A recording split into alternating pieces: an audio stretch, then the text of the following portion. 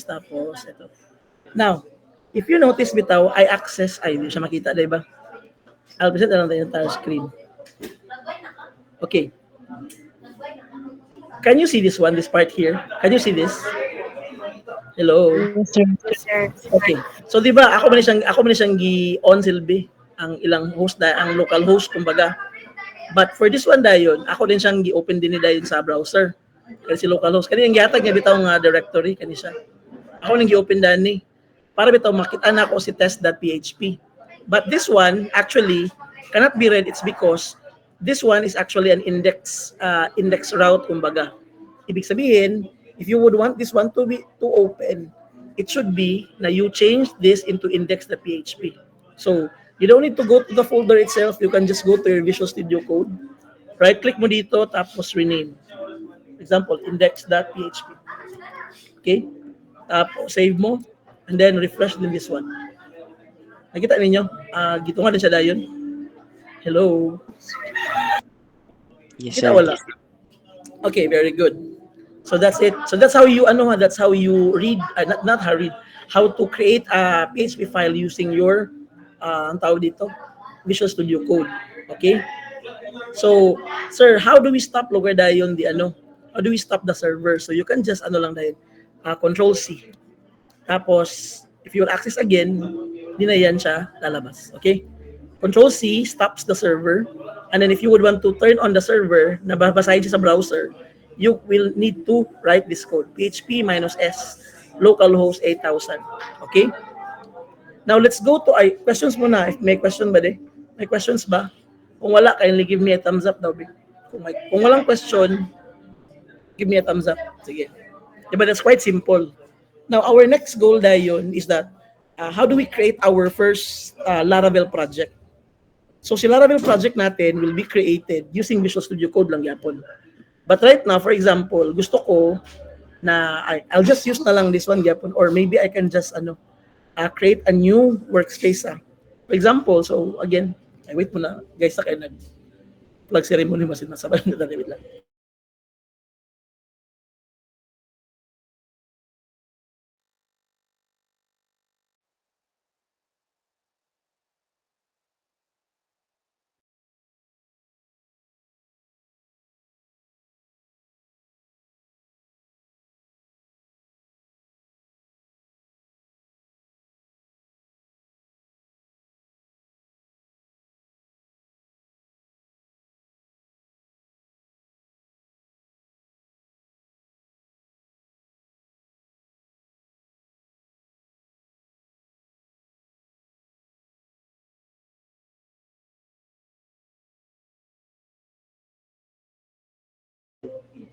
Okay. So, pasensya kayo bayang magiliw mong yun, diba? So, kasi nakasabang to niya, niya. Okay, let's go back to our discussion. So, for our next agenda is that we need to create our first Laravel project. So, to do that one, we need three things. You need to have, if for example, in your computer, bitaw, you need to have installed PHP, ano pa ba? Yung Composer tapos si Laravel, okay? Tatlo yung dapat na ma-install ninyo. It should be na merong PHP, merong Composer tapos si Laravel itself. Now, paano ba what we call this one? How do we install those three things? Of course, if you have already installed SAMP bitaw in your PC, that means that you have already installed PHP in your local host or in your local server, same computer. So, pinakauna gyud is that we need to have a SAMP installed, okay? I think that's the siguro default ninyo gid nga a PHP provider si SAMP. So, if you're done doing that one, by the way, I can just give you the link on this one but ang naming ang YouTube tutorial, if you would want, they can provide you with a comprehensive graphic gid kumbaga. Now, the next one is that you need to install a Composer, okay? Yung Composer, it's actually a library dependency that's created. Ang purpose niya is that there are already functional scripts bitaw available online. And instead of creating your own, like for example, yung script in, accessing one's database, kumbaga, di ba? So you don't need to create na your own script for that one. but rather you can just go to the composer and then you'll just import the library for it. So paano ba, or where can we find the composer, or how can we access it? You need to go to your Google. Wait mo na. For example, ito. You go to Google and then you type get composer. Okay? After that one, you click the first link na lalabas. Ito. So, kindly pay attention because ipapagawa ko to sa inyo, ha. So, ito yung lalabas na yun. Okay? After that one, you just click on download. Okay? And there will be two ways on how to do it, to install it. The first one is that you can just have yung parang ganito bitaw, guys. So, like, they will provide you with with a setup. Okay, ganito. But the more, yung preferred ko talaga is using your terminal or your command prompt ninyo. So ano bang gagawin namin, sir, sa command prompt? So first things first, i-open nyo muna yung command prompt. Okay? After opening the command prompt, kita nyo yung script na yan. Kita niyo, guys. Hello? Nakita nyo ng script? Kani ba? This one is the script. Yes, sir. Okay. So this one, you just need to copy this one. Okay? If you copy this one, if you copy that one and then you paste it sa imo bitaw da yung terminal, automatically, wait lang din, I'll just open na lang my terminal para makita ninyo. Wait muna, ha. I'll open my command prompt. I'm using kasi sa nagali Mac, so medyo iba yung, what we call this one, yung GUI niya. So you have it here. So ganito yung itsura ng command prompt niyo, di ba? Sa inyo lay yung forma niya, but then kato bitawng command prompt bitaw nga black ang tanan bitaw. Mura siya ginani ang forma, guys. So, sorry. I'll just share this one na lang instead para makita ang ginagawa. So, for example, this one. Ganito yung itsura, guys. Di ba? This is your command prompt. Ito ba? No. Di ba? Administrator command prompt. Kana siya. So, ang buhatan niyo mo dayon is that katong gikan sa script dani, katong gikan dani nga script, is that you paste it here. Dani sa imong command prompt nimo. Okay? After pasting it, just press enter lang dayon. So, in order to install your composer, you need to have an internet. Dili siya ma-install by kung wala yung internet ang composer. Okay? So, how do we know lugar dayon, sir, if na-install na namo correctly among composer? What you will do is that in your command prompt, you type dayon the word composer. For example, kanang buhaton na karon na type of composer. So, if it will show you something like this, inani bitaw, it means that you have successfully installed the composer and with its version imong na-download nimo. Okay?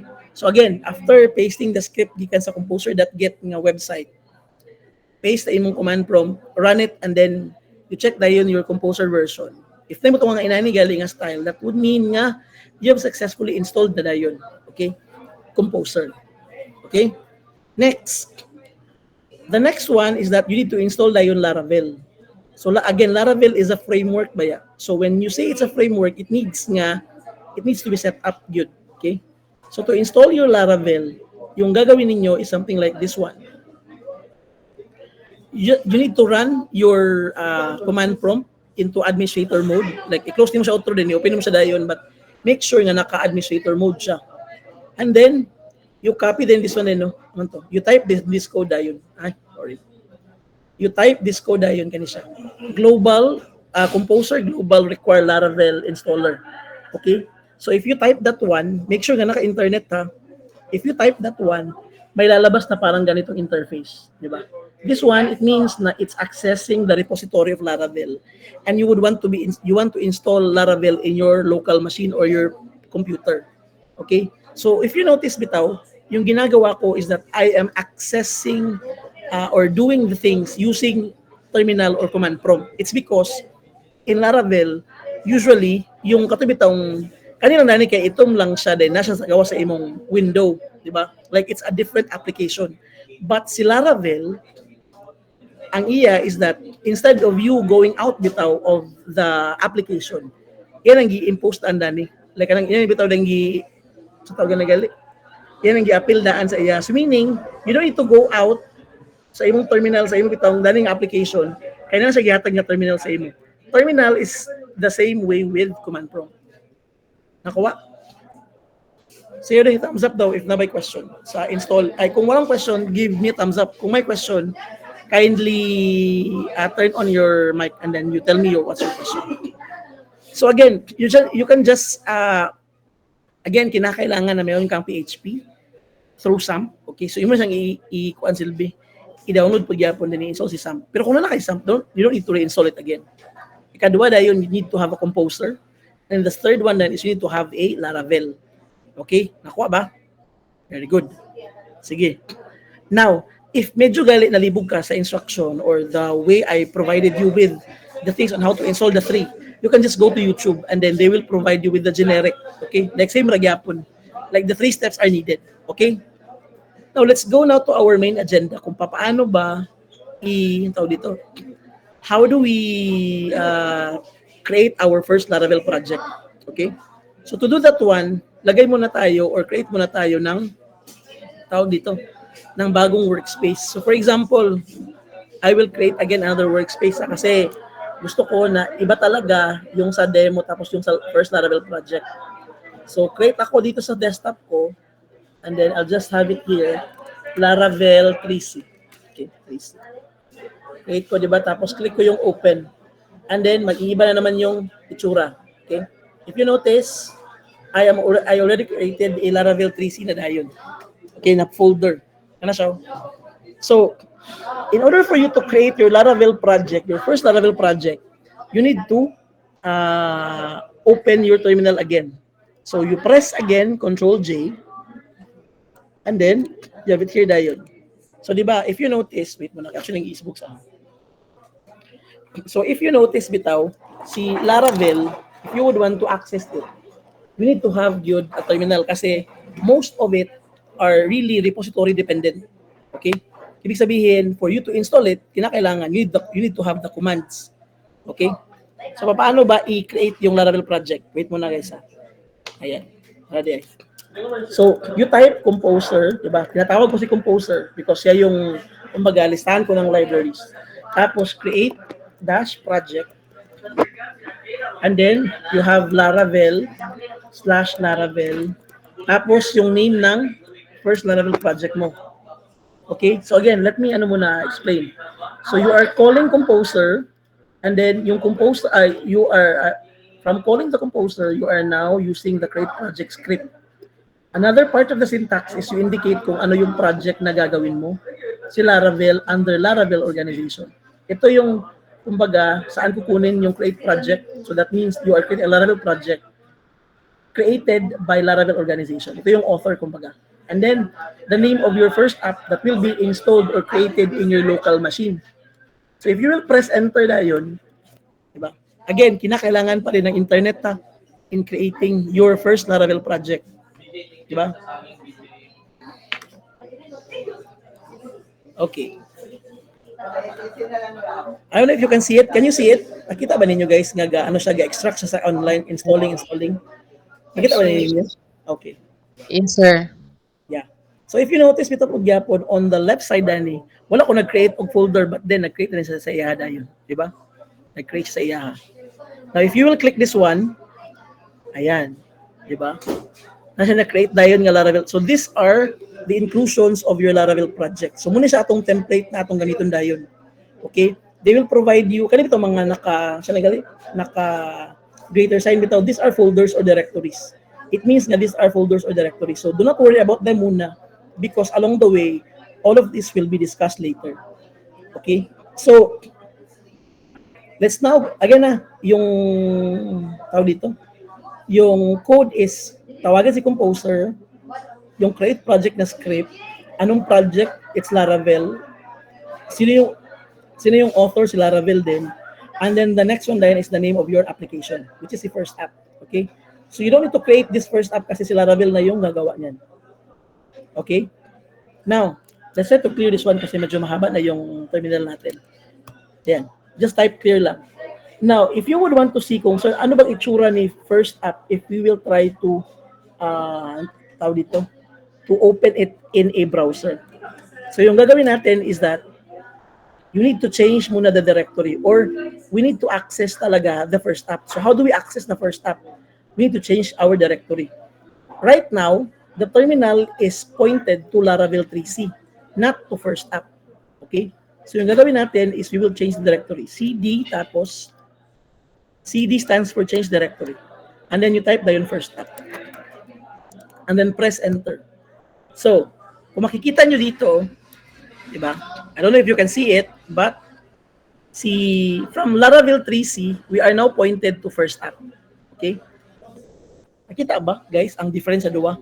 Because of CD, first app, I am now pointing or I am now manipulating the terminal inside the first app na folder.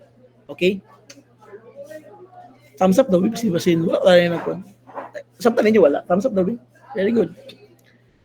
Now, if you would want to, if you would want to open this one in a browser, yung gagawin nyo dito is just type this code. Am I right? Yeah. PHP Artisan Serve. So Artisan is part of Composer and it's already installed in your Laravel. Look at this one.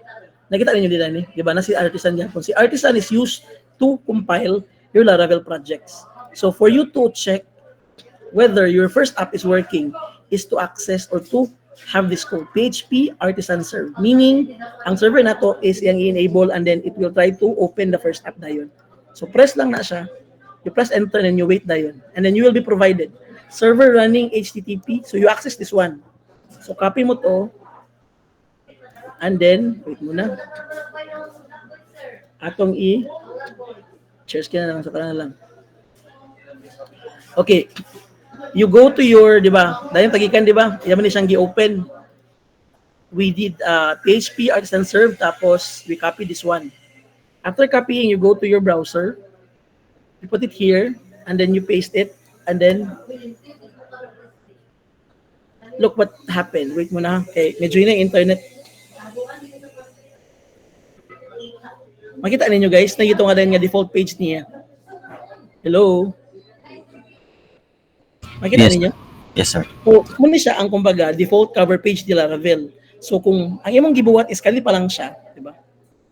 Kung kani pa lang siya imong gibuhat nimo, it means like what ginaptan bitaw like nag-create na ka sa project and then gusto lang nimo siya makita gito sa nung niya pag ipadagan nimo sa imong browser nimo, muna siya motunga. This is the default page kumbaga. So this is your index.php. And if you would want to change this one, meron tayong gagawin pa na ibang process. Okay? Nakuha. Sige daw, the questions muna daw, babe, before I will proceed to the next one. The next one dayon will be about routes. Sige daw. Questions muna. Kung walang question, give me a thumbs up. Okay, walang question. Very good. Ang galing-galing nyo. Sige. Kung walang question, let's proceed to the next one. Our next goal naman is that we would want to create multiple pages of our project that are interconnected. Okay? So, if you would want to do that one, di ba yung usual way natin or yung gagawin natin is that we will try to open multiple text editors tapos create tayo ng mga individual projects or individual web pages and then we'll have them linked together. But in Laravel, iba yung process niya. What you will just do is that you go to your project, yung first app, you access the folders and then you go to routes. Okay? Itong routes. If you click on routes, you'll be provided with dalawa. You have the console.php and then web.php. So you open dayon web.php. Okay? So ito yung itsura niya. Can you see this one? Makita ba? Okay. Ang gipadako para bitaw klaro ginato gida. So again, wala to gi-off ha. By the way, for example, mga na sir, amo man tong gi-turn on ganina. How do we turn off lugar the server? Now, press Control-C to stop the server. Pag mag-Control-C ka na, guys, if you try to do Control-C, and then you will go back again bitaw sa imo bitaw dayong siya nagali. You will go back again to your Laravel project. Pag imo na siyang i-refresh, for example, pag imo siyang i-refresh, di ba? Mawala din siya dayon. Kita ninyo? Hello? Sure. Diba? Sure. Wala din siya dayon. Now, kung imo na siyang i-turn on again, then i-access ni Motoro, of course, mugana na siya dayon. So that's how you stop and start a local server in Laravel, di ba? Di na, di ba, itong last time kay, open mamig Uniserve, ipag-green pa, amo pa itong ituklokon itong dua ka buttons, bakit ito misa ako dayon, ay, pagkauman nila na dayon is that you just need to enable lang yun the server, okay? So, now, how do we create multiple pages that are interconnected in our Laravel project? What you will do again is that you access the routes, di ba? You go to web.php, and after that one day, you try to check kung ano ba yung route na na-create na natin. So by default, we are provided with a default route ito. Yung welcome bitaw ay yung yung red one yung nakita nyo kanina. Ito yun, okay? This is the web page. It's accessed using a blade the view. Tapos yung name niya is welcome. But we will not do muna the view muna ha. Let's focus muna sa route. So, in Laravel, you don't need to create multiple classes or methods for you to create multiple routes. Yung gagawin nyo lang is that you just copy this one, copy, and then paste it. Okay? But we need to understand muna kung anong purpose nito. So, route indicates, ito siya, it's actually it's actually a class, di ba? Ito. It's a class under Laravel that allows you to create addresses of your web pages. Okay? Now, you have it here, double colon. Yan yung syntax niya. And then you have the method na get. In programming, yung get is that it's divided, you can actually have it either get or post. Get means, it means na yung method na ginagamit mo is that you are just retrieving data and presenting it. Pag post naman, it means na you are using a form for submission and then you are trying to make changes on the database or any other na related sa iyaha. Okay? So get is for presenting, post is for submitting. Okay? So pwede siya pulin din sa post or get. Dapat ibang gyapon mo. I think you can use delete to gyapon, but later on pa nato siya buhaton. Okay? So let's go back. So and then after this one, then this is our kumbaga route na yun. So a slash indicates na that's the main file or that's the index file, meaning you are accessing the main page of your Laravel project. Munang na-dash kumbaga. Now, if you would want to add another na web page, ang imong buhaton din is you just add lang dayon. For example, di ba in a website kay naman ay contact us, about page, history, di ba? So for example, let's have about page kumbaga. Ayan, di ba? We have now created a page routed to about page.php kumbaga. But then again, route pa na siya, di pa na siya pagaling the whole video taong nga page good. Okay. Now, again, route is a class, get is a method, this one dayon is the address of the page na imong gina-access. Okay? And then inside that dayon, you are also provided with a function. So, the function will help you decide kung ano yung ipapakita mo sa web page mo. So for example, dito for example lagyan ako ng echo. But again, this is only for the purpose of demonstration ba ha. Example, echo, this is about page. Okay? And then save natin. So after saving guys, make sure to turn on the terminal, make sure to turn on the server.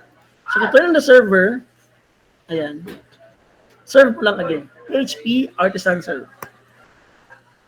Okay. And then go back again to your, I will just share lang my entire screen. So you have it here. I will just access again this one, di ba? Ito man yung default natin, di ba? Ito man yung naka-slash, kumbaga. This is the /1. Now, if you would want to access the, kindly go to this area, guys, para mag-ano nyo. If you would want to access the about page, let's remember na yung nilagay natin is that to access the about page, lagyan tayo ng slash, tapos about page. Okay? So, 8,000 / about page. Ba? Nakita ninyo? No? Kita ba wala? Hello? Yes, sir. Okay. So you can create multiple routes if you would want. Okay. So if you notice, I did not go out of the Laravel project di ba? I just have it here in one folder. And then I have created na dayon a simple web page with just this one. Diba, compare sa to galing atong manumaw nato, di ba? So for example, gusto nato or if you would want na we will try to provide a link na pabalik doon sa main page natin. Okay? So for example, lagay tayo dito ng href. For example, wait mo na, go back to main page /a. Yan. Save natin ha. Parang may mali ata. Okay. Single quote ata ito. Tama ba? Ayan. So, let's go back again to this part here. If you notice, meron siyang binigay na go back to main page. But of course, it does not work because hindi man ako nagligay dito ng link, di ba? I have it, like ano siya nagali. Wala siya gihatag. So that would mean wala siya ng hyperlink. Di ba? So what if gusto natin, di ba yung goal natin is to have this link na bumalik dito. So yung gagawin lang natin is to copy this one. Copy natin ito. And then paste it here. Diba? And this one indicates man na pag kani siya tukloko na ako, balik siya sa main page dahil. So Control S natin, refresh. Oops, ba't ayaw? Ba't ayaw? There. ahref. There. Itong balihon na, wait lang. Ayaw. Wait muna guys ha. Anong nangyayari dito? Okay. This one.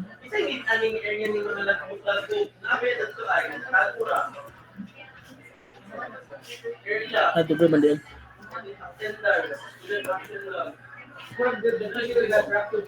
Ay. Slash. Okay.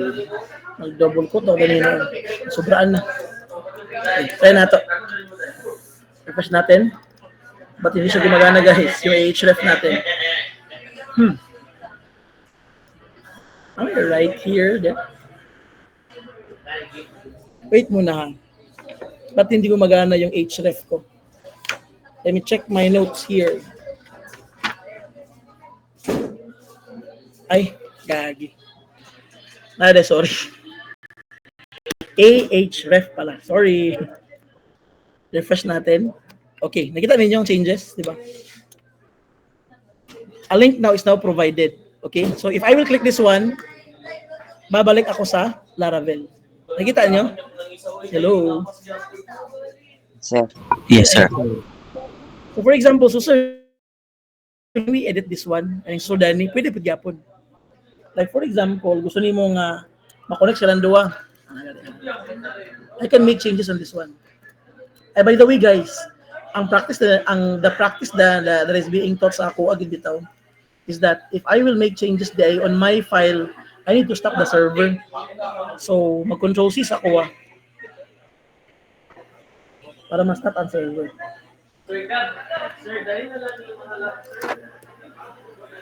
But ayaw niya ma-stop. Ayan. Ako siyang gi-stop ang server ha.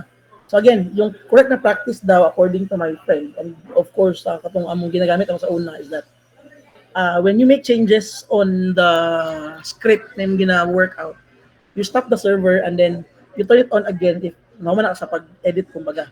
So for example, kanisa atong goal nato is magimo tag main page na ato yung template, di ba? So for example, this is the main page. This is the main page. Okay? Tapos, gusto nato or we would want nga pag i-click nato ang kaning link, if you would want to click this one, go to about page. We would want na if you will click this particular link, pupunta siya dito na route. So what you will do is that you just copy this one, copy this route, and then paste it here. Diba? So instead of accessing itself, it will now go to the next page, yung sa about page. Save natin, tapos on natin yung server or access natin yung Laravel project. PHP Artisan Sir. Okay. Now it's running. Ay, wait sa. Wala man makita, guys. Wala, sir. Yan, na. Wait sa. Okay. Amo man nakita. Ano mo to na tuwa nakita. Kayong Dani? Ako na stop, guys. Nawala ang share, ang kwan. Katong pag-combine, sir, ay This one. Okay, ako ibalik ha. So, di ba, ako man itong edit, di ba? Di ba, ang first dali nga forma is that, wait, ako ibalik ha. Di ba, this is the original niya nga, na forma. And if we would want, for example, nga mapares sa itong about page, you can just copy this one, for example. And then you can edit this. Paste natin. So, this is, for example, this is the main page. Okay? And then gusto natin na change ito into go to about page. So, in order for this one to be linked to the next page, we need to change this one as well. So, saan ito kukunin? Ito sa about page. So, copy this one. And then here. Just paste it. Okay? So, this would mean if I will access the go to about page, dito siya pupunta sa about page. Dito sa second route kumbaga. Okay? Save natin ha. If I will try to access this one again, look what happened. Diba? This is the main page. If I will click this one, go to about page. This is about page. Okay? So, by creating the routes, I have already connected the two pages or the two web pages. Okay? Nakuha nyo ba yung concept ng routes? So, routes provide you access to different web pages in your Laravel project. So, to be precise, kumbaga, yung dapat na nakalagay lang talaga dito is yung routes, di ba? Or yung mga view natin. But for the purpose of demonstration, I put some text here para makita ninyo good nga. Okay, nag-change kita siya gidi ay. Okay? Sige na ba? Questions? Questions muna. Hello? May question ba? Sige daw ba? Kung walang question, give me a thumbs up. Okay. Walang question. Very good. Now, I will now give you an assignment which is to be collected during our lab session Friday. Atong lab session kay Thursday man, di ba? So, our lab session will be on Thursday. I need you to bring your assignment, ha? So, kindly listen. Muna. I'll try to open muna yung assignment. May assignment natin dito. 11. Ito ata. No, bawal pala. Nasaan ba yung assignment? Okay, nandun. Okay. Can you look at this one? This is actually a screenshot sa katong sa 3A na ako. Okay. The first one or the first thing that you need to do is to install and install Composer and Laravel in your laptop. So, okay? Don't worry, you don't need to record this one. You just need to perform lang yun. So, do the installation, yung Composer tapos Laravel. And the second one na yun is perform the creation of your first Laravel project. Okay? Make sure that the folder name is Laravel 3C, not 3A. Okay, 3C. The name of the Laravel project is first app dash last name. So for example, first app dash Roa. Okay? And then get your flash drive, copy the Laravel 3A, Laravel 3C folder, which includes the first app. Okay? So again, you are to create your first project. Kaya nga naman, we don't have an internet connection lang yun sa lab na to. So for us to perform our Laravel projects, there will be times that I will be asking you to do something like this one. Okay? So, inaniya, for example, sir, kanang, since it's not, kuan man sad, kumbaga, wala man ako activity man yun ang installing Composer and Laravel, kay copy-paste ba sa script dito, diba? It's quite simple.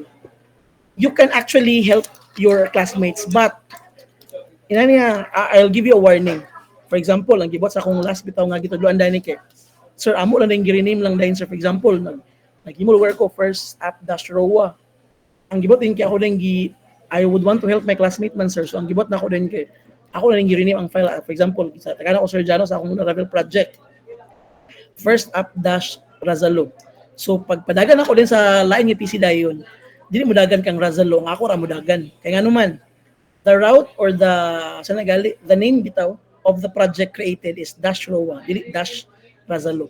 So if you would want to help your classmates, do it the proper way. Okay? So, dili pwede nga mag-rename lang ka lang. You really need to go kati bitong ato sa terminal, tawagon si composer, i-create ng project dayon. Nakuha ba? So after that one dayon, for example, if you're done without creating your your Laravel project, ang may tabo dayon guys is that if you will go to your folder, for example, ito sa akong desktop dayon ako, desktop, and then I will go to Laravel 3C. Automatic si first app na may folder din dana. So ay mong kopyaon di lang kanisya. Ay mong kopyaon is kani gid entirely gid like kanisya. Si Laravel 3C gid mismo. And then you put it in your flash drive dayon. Sir, can we borrow other people's flash drive? Like pwede pa bagyapon. For now, I will not require nga magpalit di ka gyud. But maybe after midterm or maybe kung napadulungin ang midterm, I will really require everyone to ang tawag dito, to really provide themselves with a flash drive kay muna atong gamito nato all throughout the semester. Okay? Questions daw ba?